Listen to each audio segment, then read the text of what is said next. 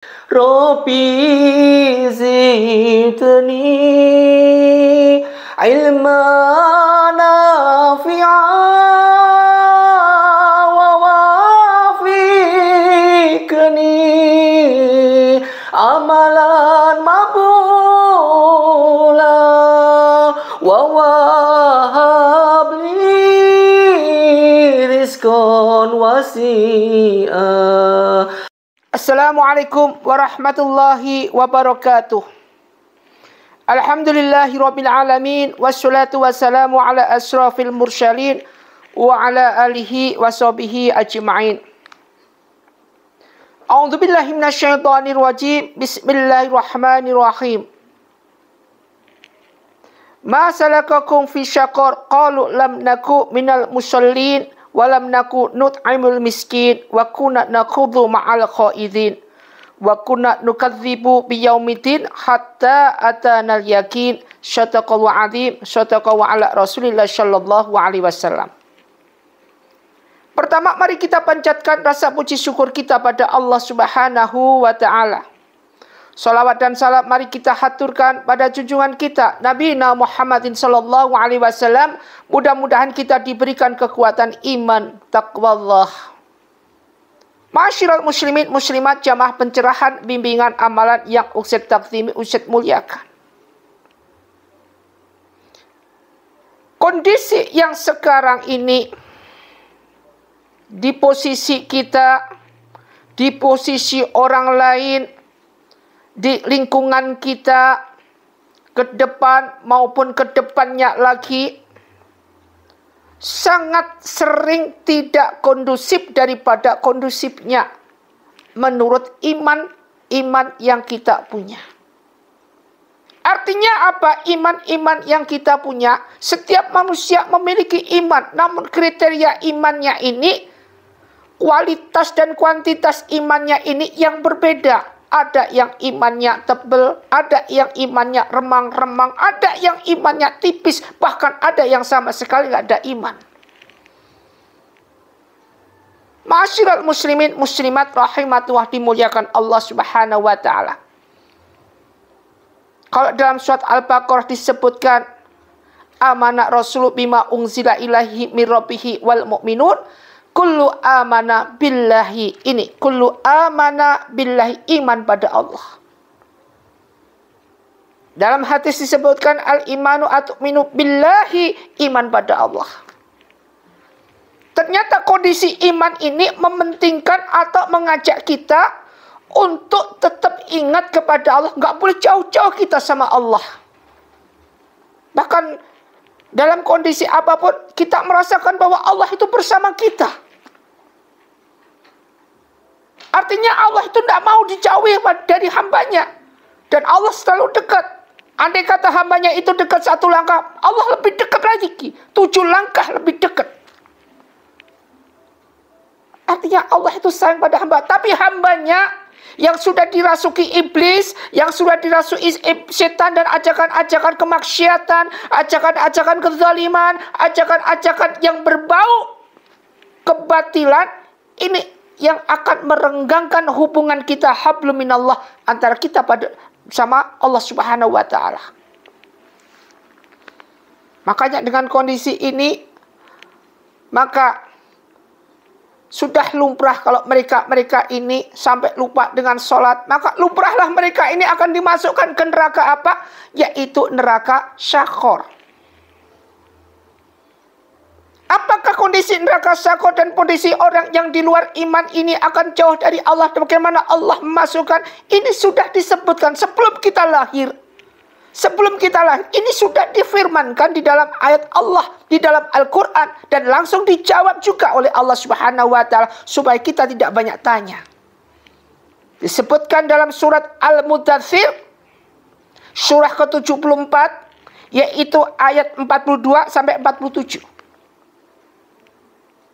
Bismillahirrahmanirrahim. Untuk mereka yang punya iman, yang berjalan selalu bersama pengaruh-pengaruh iblis, maka ma salakakum fi syaqar. Ma salakakum, apa yang menyebabkan kamu masuk fi syaqar, ke neraka syaqar? Apa penyebabnya? Perlu digarisbawahi, apa penyebabnya kita masuk ke neraka syaqor? Ma salakakum fi saqor. Dijawablah untuk ayat ke-43 dari surat Al-Muddathir ini. Qalu lam naku, qalu mereka menjawab, lam naku dahulu kami tidak minal musholin mau menjalankan sholat. Jadi kita dulu termasuk orang-orang yang tidak mau melaksanakan sholat. Nah, kalau kita sudah dalam keadaan qalu lam naku minal musholin, ingat, qalu lam naku minal musholin, golongan hamba Allah yang tidak pernah melaksanakan sholat, maka sekarang ini kondisinya kita.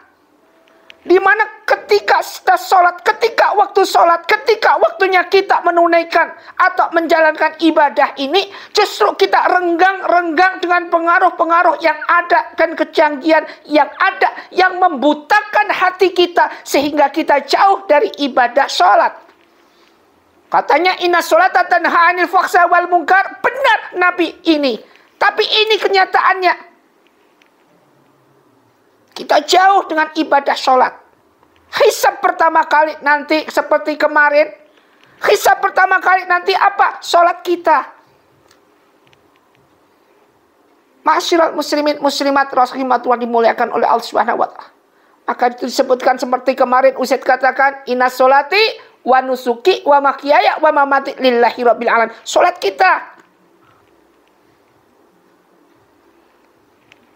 Jadi kalau dijawab lam naku minal musholin, yaitu orang-orang yang masuk neraka syaqor adalah mereka yang tidak mau menjalankan ibadah sholat. Jelaskan ini sudah Ustaz jelaskan, maka jangan sekali-kali ketika kita berani-beraninya meninggalkan sholat. Sudah disebutkan gitu dalam hadis Bukhari Muslim, as-sholatu jama'atu tafdulu. Sholat al-fadha, sholat jamaah itu lebih afdal, lebih utama daripada sholat al-fadha, daripada sholat sendiri di rumah. Bisa bi'ina wa isrina, bisa ba'i wa isrina derajat, yang pahalanya 27 derajat. Jalankan aqimus sholah wa atuz zakah warka'u ma'ar raki'un. Aqimus sholah wa atuz zakah wa ati'ur rasulah la'allakum turhamun. Banyak sekali di dalam Al-Quran itu yang mengajak kita untuk sholat. Ayo sholat. Juga termasuk mereka yang mendustakan agama. Ara'aital ladzi yukadzibu bidin fadzalikal ladzi yad'ul yatim wa la yakhuddu 'ala tu'amil miskin fawailul lil musallin alladzina hum an sholatihim sahun. Mereka yang lalai dalam sholatnya. Ini sering terjadi setelah sholat maghrib, kemudian mereka apa? Tidur-tiduran ini belum sholat isya dulu. Makanya tidak diizinkan, tidak diperbolehkan. Rasulullah melarang umatnya untuk tidur setelah sholat asar sampai isya. Ingat, setelah sholat asar sampai isya. Setelah sholat isya baru silakan sholat witir kemudian tidur. Dan Rasulullah juga melarang jangan tidur setelah sholat subuh. Karena apa? Menjauhkan rezeki. Wa ma min dabbatin fil ardi illa 'alallahi rizquha. Menjauhkan rezeki kita. Pengennya rezeki berlimpah. Tapi kita habis sholat subuh tidur. Qalu lam naku minal musholin. Pertama, penghuni neraka syaqor mereka yang lalai dalam sholat. Yang kedua, walam naku nut'imul miskin. Walam naku, dan kami juga tidak nut'imu, memberi makan miskin, orang-orang miskin. Ini di dalam suatu hadis Bukhari, as-sodaqatu 'alal miskinnya sodaqah. Orang yang sodaqah pada fakir miskin ini sodaqah. Maka sodaqahlah. Ketika kemana aja, ketika kita ketemu sama fakir miskin, orang tidak punya, kita sodaqah aja. Apa yang kita lakukan asal kita mampu, mari kita sodakoh. Jangan berpikiran yang macam-macam. Sodakoh aja utamakan dulu. Sampai benar-benar ikhlas, nilai ikhlas itu ada dalam hati kita, dalam sodakoh kita. Sampai benar-benar sodakoh kita itu punya ruh. Ruhnya sodakoh itu apa? Ikhlas. Bagaimana kondisi kita untuk bisa ikhlas? Rata-rata ketika kita sedekah tidak diterima oleh Allah amaliyah kita. Kenapa? Karena kita tidak punya rasa ikhlas. Akhirnya sedekah kita ibarat manusia tidak punya ruh. Mati sedekahnya. Maka ruhnya sedekah ini adalah ikhlas. Kalau ikhlas otomatis tidak ujub, riya, pamer. Tidak ada ini. Maka di sini disebutkan walam nakut nut'imil miskin. Mereka yang tidak mau memberikan kepada fakir miskin, penghuni neraka yang kedua. Yang ketiga, wa kunna nakhudhu ma'al qaidin. Wa kunna, bahkan kami biasa nakhudhu, berbincang-bincang dengan suatu hal yang berbau kebatilan, ma'al qaidin, bersama orang-orang yang membicarakannya. Jadi bicarain aib orang lain, membicarain kebatilan-kebatilan yang ada yang dimiliki orang lain. Sementara kita tidak bisa introspeksi atau koreksi diri kita sendiri. Pinginnya kita itu sudah nomor 1. Disaingi dikit, tetangga udah beli ini. Udah ini, kecamuk macam-macam yang apapun. Wa kunna nakhudhu ma'al qaidin. Muncul ini. Kalau kita sudah terkena dengan virus gosip, virus ghibah, kemudian virus-virus yang seperti ini, maka langkah kita selanjutnya untuk menjadi hamba Allah yang beriman berat dan susah. Khusyuk kita di dalam ibadah kita berat dan susah. Mereka ilal khosyiin, mereka kecuali mereka yang bisa benar-benar khusyuk. Bagaimana kondisi khusyuk itu? Harus pendekatan diri kita kepada Allah. Sebelum kita memulai daripada sholat itu, kita sudah khusyuk di awal. Di awal mulai sholat itu sudah fokus pada bahwa kita menjalankan karena ingin ketemu sama Allah Subhanahu wa Ta'ala. Tapi ini nggak ada mereka yang tidak punya nilai kekhusyuan di sini. Masyiral muslimin muslimat. Yang keempat, wa kunna nukadzibu biyaumiddin. Wa kunna, dan kami nukadzibu, mendustakan biyaumiddin, yaitu hari pembalasan. Tidak percaya al-imanu atu'minu billahi wal malaikati wa kutubihi wa rasulihi wal yaumil akhiri wa qadri khairi wa syari. Hari pembalasan. Tidak percaya dengan ini. Didustakan ini semua. Sehingga hidupnya dia ini di dunia yang sebenarnya fata morgana, mampir sebentar untuk ibadah, ternyata dia gunakan untuk apa? Dia gunakan untuk segala sesuatu yang tidak ada faedahnya. Tidak ada gunanya sama sekali. Masyiral muslimin muslimat rahimatullah, dimuliakan Allah Subhanahu wa Ta'ala. Marilah kita benar-benar bisa introspeksi apa yang kita lakukan ini benar-benar sesuai dengan arahan, sesuai dengan perintah Allah Subhanahu wa Ta'ala. Hatta atanal yakin, sampai datang kepada kami yaitu yakin, yaitu hari kematian. Kalla idza balaqati taraq wa qilla man raq wa dhanna anahul firaq. Masyiral muslimin muslimat rahimatullah, dimuliakan Allah Subhanahu wa Ta'ala.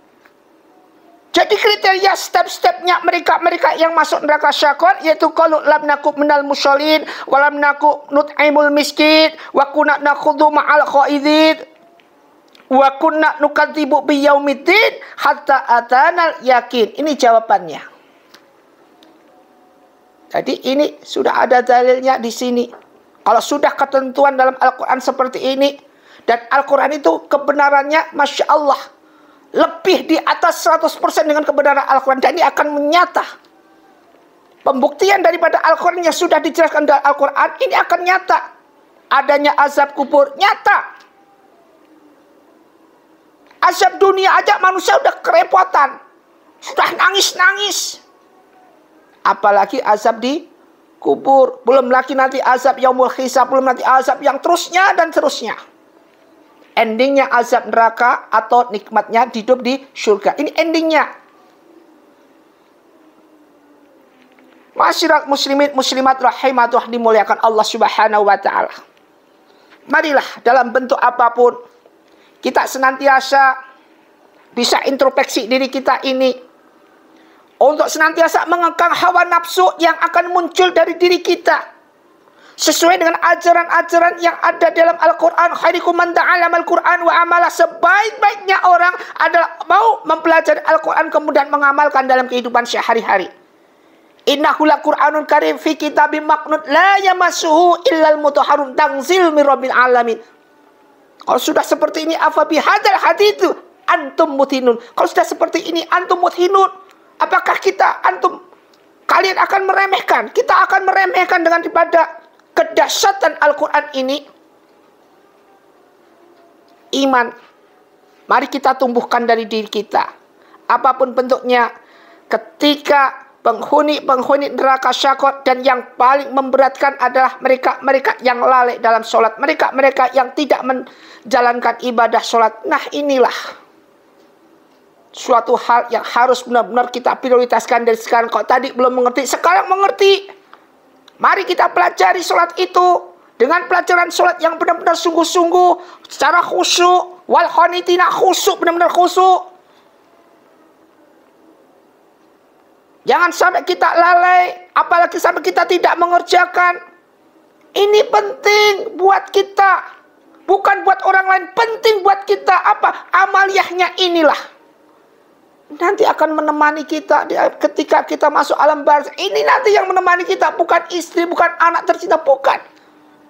Semua kita tinggalkan yang ada di dunia ini. Kita lihat ketika orang meninggal, coba lihat, pantau terus ketika orang meninggal, dia bawa apa? Cuma kain kafan dibawa. Apalagi itu yang nyata, kain kafan. Yang paling tidak nyata, yang pasti dibawa apa? Amaliyah. Ma'asyiral muslimin muslimat rahimatullah, dimuliakan Allah. Mudah-mudahan kita jadikan hamba Allah yang senantiasa istiqomah di dalam majlis, menggali ilmu Allah dan taubat nasuhah. Setiap hari saling menasihati dalam hal kebenaran, saling menasihati dalam hal kesabaran, sehingga kita menjadi hamba Allah yang nanti mati secara husnul khotimah. Ini harapan kita. Bismillahirrahmanirrahim. Ya ayyuhalladzina amanu tubu ila Allah taubatan nasuhah. Asyarabukum ayyukaffaru ankum sayiatikum wa yudkhilakum jannatin tajri min tahtiha al-anhar. Yauma la yuzilluhan nabi walladzina amanu ma'ah.